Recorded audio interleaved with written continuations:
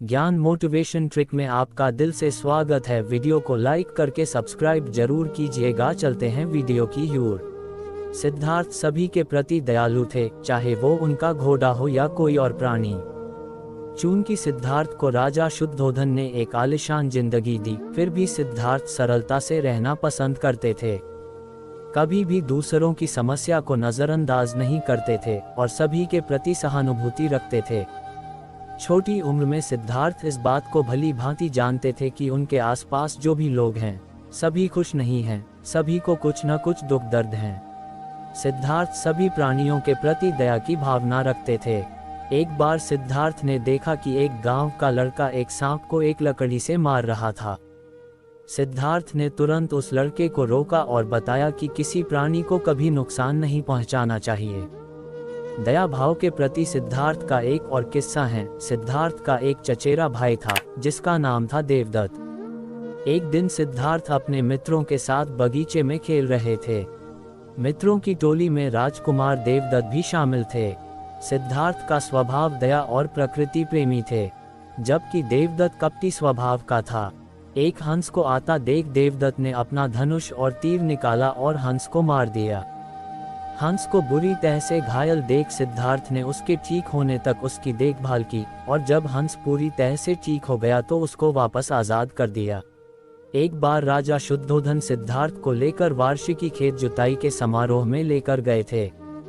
राजा शुद्धोधन को एक रीत को पूरा करना था। उस वक्त खेत का सबसे पहला हल राजा जोतते थे, इसलिए राजा के लिए बैलों की जोड़ी को सजाकर लाया गया था। सिद्धार्थ को एक सेब के पेड़ के नीचे बैठा दिया।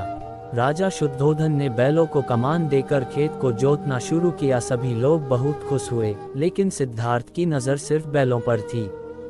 सिद्धार्थ को बैलों का दुख साफ नजर आ रहा था। तब सिद्धार्थ ने मान लिया कि किसी भी तरह से एक वक्त में सभी खुश नहीं हो सकते हैं। इस प्रकार सिद्धार्थ महात्मा बुद्ध अपने चारों ओर घटने वाली घटनाओं का सूक्ष्म स्तर पर अवलोकन करते थे। जब से राजा शुद्धोधन ने सिद्धार्थ को लेकर भविष्यवाणी सुनी, सिद्धार्थ को ऐसी जिंदगी दी जिसमें न तो वह ज्यादा सोच सकता था, न ही अपने विचारों से भटक सकता था। यहाँ तक कि सिद्धार्थ के आमने सामने सभी दास और नौकर भी हष्ट-पुष्ट रहते थे।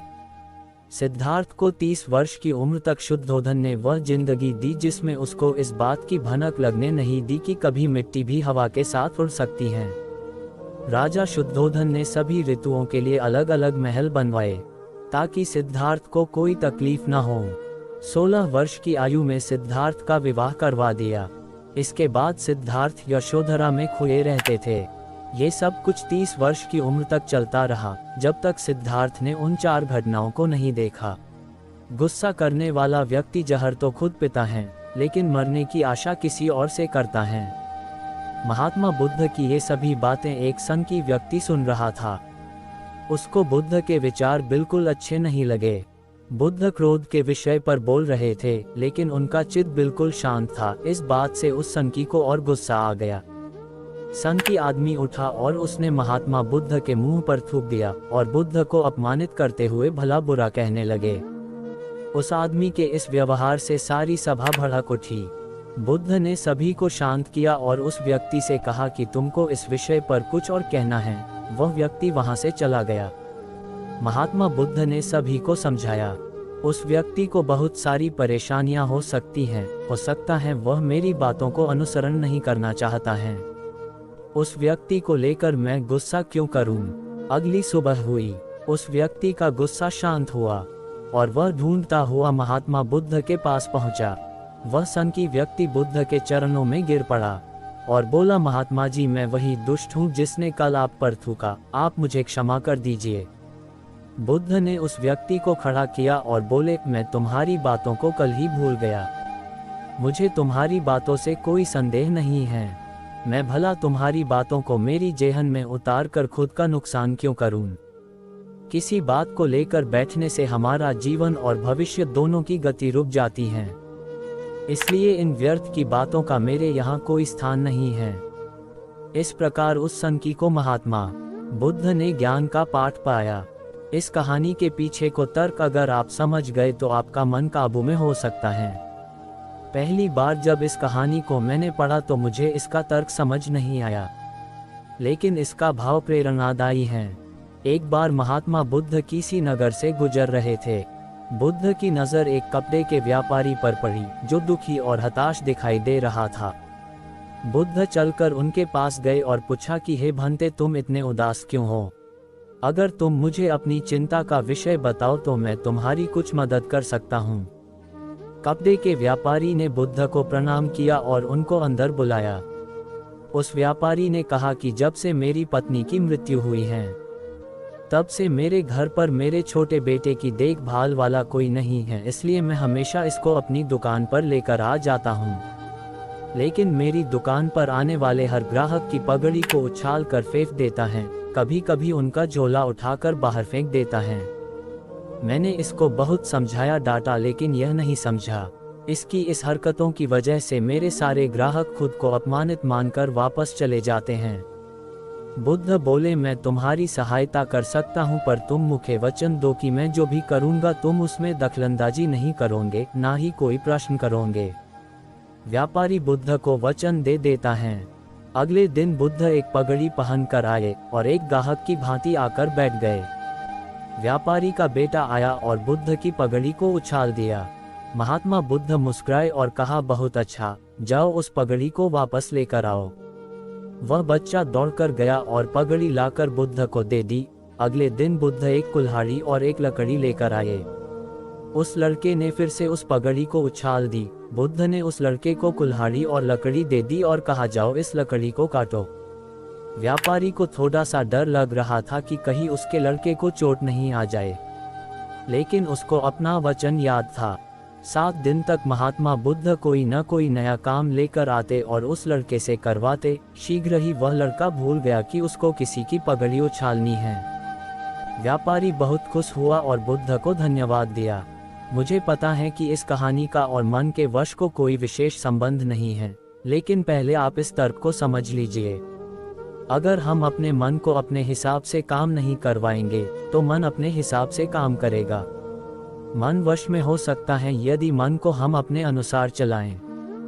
मन 2 तरीकों से, 1 मन अपने हिसाब से काम कर सकता है, या 2 मन को हम अपने हिसाब से काम करवा सकते हैं।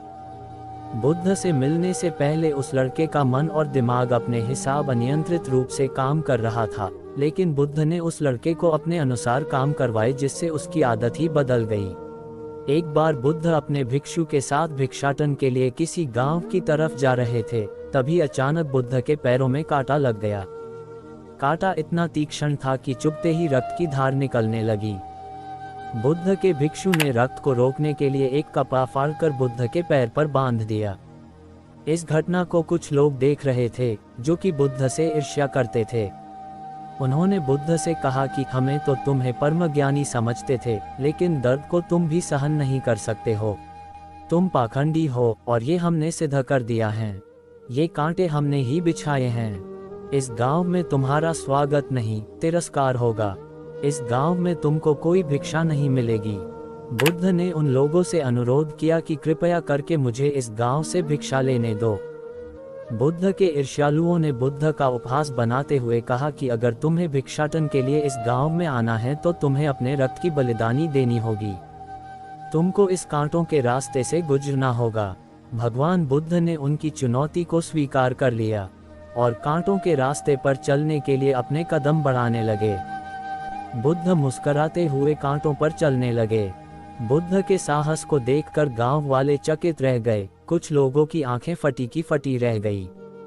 गांव वाले सोचने लगे कि बुद्ध भिक्षा के लिए दूसरे गांव भी जा सकते थे, तो फिर कांटों पर चलकर क्या साबित करना चाहते हैं। गांव वाले बुद्ध के संदेश को इतनी जल्दी नहीं समझ पाए। यहाँ पर बात भिक्षा की नहीं बल्कि जीवन को बदलने की थी। गांव वालों की भीड़ में एक सुमित नाम का युवक था जो बुद्ध पर हो रहे अत्याचार को देखकर द्रवित हो गया। सुमित दौड़कर गया और बुद्ध के पैरों के सामने से कांटे को हटाने लगा। बुद्ध के ईर्ष्यालु सुमित को रोकने लगे और गांव से दाना पानी न देने की धमकी देने लगे। सुमित ने किसी की न सुनी और कांटों को हटाते हुए बोला, हे भगवान, आप इन मुट्ठी भर लोगों के अपने आप को कष्ट मत दीजिए। आप गांव में प्रवेश कीजिए, बहुत सारे लोग आपको भिक्षा देने के लिए आतुर हैं। बुद्ध ने सुमित को अपने आस बुलाया और आशीर्वाद देने लगे। सुमित पीछे हट गया। हे भगवान, आप मुझे छूकर अपने आप को अपवित्र और दूषित न करें। महात्मा बुद्ध ने कहा, तुम अपने आप को दूषित क्यों कहते हो? स्पर्श से कभी कोई भी दूषित नहीं होता है। मनुष्य तो लोभ, लालच, घृणा, ईर्ष्या से दूषित होता है। तुम्हारे अंदर तो प्रेम भरा है, तुम दूसरों का सुख चाहते हो, तुम तो पवित्र हो। बुद्ध के बोल सुनकर कुछ लोग बोले, तुम